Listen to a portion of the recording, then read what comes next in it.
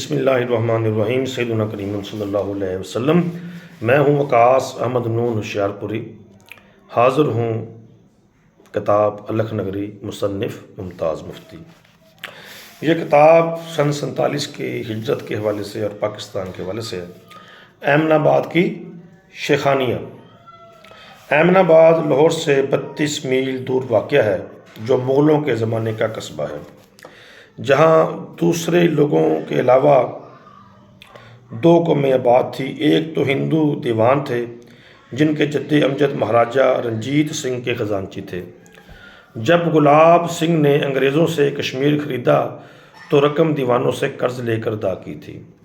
مشہور تھا کہ دیوانوں کے تہہ خانے سونے کی اینٹوں سے بھرے ہوئے ہیں۔ دیوان پرانے رئیس تھے، مغلئی ٹھاٹھ سے رہتے تھے، خود بھی حسین و جمیل تھے اور جمالیات کی حس رکھتے تھے۔ دوسری قوم شیخوں کی تھی، جو نو مسلم تھے۔ ان کا پیشہ چھوٹا کاروبار تھا، دکانداری، پھیری، ریہڑی۔ وہ کٹر مسلمان تھے، سادگی سے زندگی بسر کرتے تھے، اچھا کھاتے تھے، باتیں کرنا ان کا مشغلہ تھا۔ ان کی باتیں بڑی ہی جاذب تھیں، محنت سے روپیہ کماتے اور احتیاط سے خرچ کرتے۔ بیوی ان کی واحد کمزوری تھی، انہوں نے ہمیشہ سے بیوی کے سامنے سر تسلیم خم کر رکھا تھا۔ اسی وجہ سے ایمن آباد پر شیخانیاں راج کرتی تھیں۔ شیخانیوں کی 4 ایک خصوصیات تھیں: خوش شکل تھیں، اچھی پوشاک پہنتی تھیں، سگڑ تھیں، پکانے کے فن میں ماہر تھیں، انہیں بننے سنورنے کا شوق تھا، بن سنور کر وہ میاں کو سرنگوں رکھنے کے رموز میں مشاق تھیں۔ اسی وجہ سے ایمن آباد میں شیخانیوں کی چلتی تھی۔ جب ہم ایمن آباد پہنچے تو شیخوں اور شیخانیوں کی آپس میں ٹھنی ہوئی تھی۔ ایک طرف شیخانیاں حالات حاضرہ پر تبصرہ کر رہی تھیں، دوسری طرف شیخوں کے نوجوان لڑکے پلاننگ میں مصروف تھے، تیسری طرف قصبے کا واحد رئیس نوبہار عمر رسیدہ شیخوں کی محفل لگائے بیٹھا تھا۔ ریفیوجی ٹرین کی خبر سن کر شیخانیاں مشتعل تھیں۔ ان کا متفقہ فیصلہ تھا کہ ریفیوجی ٹرین پر حملہ نہیں ہوگا۔ خام خواہ کی کاٹ پیٹ کرنا، چاہے وہ کافر ہیں، چاہے انہوں نے مسلمانوں کے خون کی ہولی کھیلی ہے، پر بہن ہم اپنے ہاتھ خون سے کیوں رنگیں؟ بالکل ہمیں اللہ کو جواب دینا ہے۔ اگر بدلہ ہی لینا ہے تو گجرانوالہ کے لوگ لیں، لاہور والے لیں، ایمن آباد والے کیوں گناہ گار بنیں؟ اللہ تیرا بھلا کرے بہن۔ میں کہتی ہوں لڑکیوں، ایک بات پلے باندھ لو کہ ایمن آباد کے شیخ تو حملہ نہیں کریں گے۔ سوال ہی پیدا نہیں ہوتا، کیسے نہیں کریں گے ماسی سرداراں؟ وہ تو سمندوں کے احاطے میں بیٹھے کلہاڑیاں تیز کر رہے ہیں۔ میں کہتی ہوں ہم سب اپنے اپنے گھر کا ذمہ لیں۔ اے بہن، اپنے اپنے میاں کا ذمہ تو ہم لے لیں، لیکن جوان لڑکوں کا ذمہ کون لے گا؟ اس پر سب ہنس دی۔ بات کا مفہوم سامنے آ گیا۔ اپنی طاقت کا احساس نسوں میں خون دوڑا دیتا ہے، گال گلال ہو جاتے ہیں۔ پھر ماں برکتیں کہتی، آخر ہم نے ہندو دیوانوں کو بھی بچا لیا تھا، یاد ہے؟ وہ تو مشکل کام تھا، گاڑی کو بچانا ویسا مشکل تو نہیں۔ ماں برکتیں سچ کہتی تھی، اگر شیخانیاں ایکا کر کے مزاحمت نہ کرتی تو کوئی دیوان زندہ سلامت ایمن آباد سے باہر نہ نکلتا۔ دیوان، اس بات کو زیادہ دن نہیں گزرے تھے، دیوانوں کی کئی ایک لڑکیاں لاہور کے کالجوں میں زیر تعلیم تھیں۔ دیوان چمن لال نے حالات کا رخ دیکھ کر بیٹی کو خط لکھا کہ لاہور میں رہنا خطرے سے خالی نہیں، اس لیے فوراً ایمن آباد پہنچ جاؤ۔ دیوان ایمن آباد کو محفوظ جگہ سمجھتے تھے۔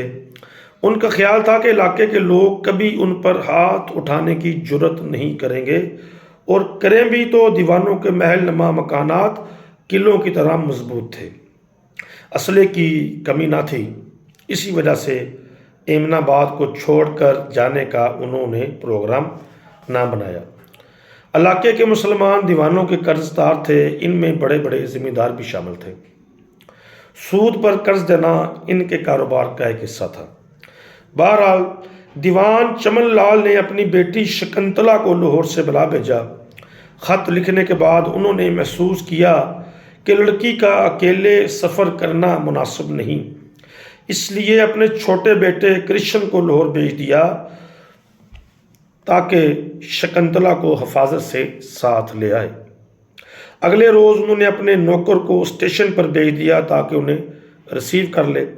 سارا دن چمن لال انتظار کرتے رہے، نہ شکنتلا، نہ کرشن اور نہ ہی نوکر پہنچا۔ شام کو تانگے والوں نے شور مچا دیا کہ پل کے نیچے 3 لاشیں پڑی ہیں۔ یہ سن کر دیوانوں کے ہوش اڑ گئے۔ ادھر شیخانیاں اکٹھی ہو گئیں، انہوں نے شیخوں سے پوچھ گچھ کی، انہیں کچھ علم نہ تھا۔ اس پر شیخانیاں غصے میں آ گئیں۔ ایمن آباد میں کچھ ہو اور شیخوں کو کچھ علم نہ ہو، یہ کیسے ہو سکتا ہے؟ آئندہ ایسا نہیں ہوگا۔ انہوں نے اعلان کر دیا کہ اگر کسی نے دیوانوں پر انگلی اٹھائی تو اس کا حقہ پانی بند کر دیا جائے گا۔ شیخوں کو علم تھا کہ حقہ پانی بند کرنے کا مفہوم کیا ہے، وہ ڈر گئے۔ انہوں نے بھرے بازار میں اعلان کر دیا کہ خبردار، کسی نے دیوانوں پر ہاتھ اٹھایا تو اسے ایمن آباد سے بے عزت کر کے باہر نکال دیا جائے گا۔ نتیجہ یہ ہوا کہ تمام دیوان بخیر و عافیت ایمن آباد چھوڑ کر بھارت چلے گئے۔ ان کے جانے کے بعد لٹیروں نے دیوانوں کے محلے پر حلہ بول دیا۔ چند ہی گھنٹوں میں ایمن آباد کی گلیاں دیوانوں کے کاٹ کباڑ سے بری ہوئی تھی۔ بوسیدہ ریشمی رضائیاں، ہاتھیوں کے ہودے، میزیں، کرسیاں، پلنگ، پیڑے، صوفے، قالین، تصویریں، کتابیں۔ ہاں، اگر شیخانیاں دخل نہ دیتی تو ایمن آباد کے دیوان زندہ بچ کر نہ جا سکتے تھے۔ ادھر نوبہار کی حویلی سے بوڑھوں کا اکٹھ ہو رہا تھا۔ بڑے بوڑھے گاڑی پر حملے کے خلاف تھے۔ نوبہار بظاہر ان کی ہاں میں ہاں ملا رہا تھا، لیکن در پردہ گاڑی کے حملے کے حق میں تھا۔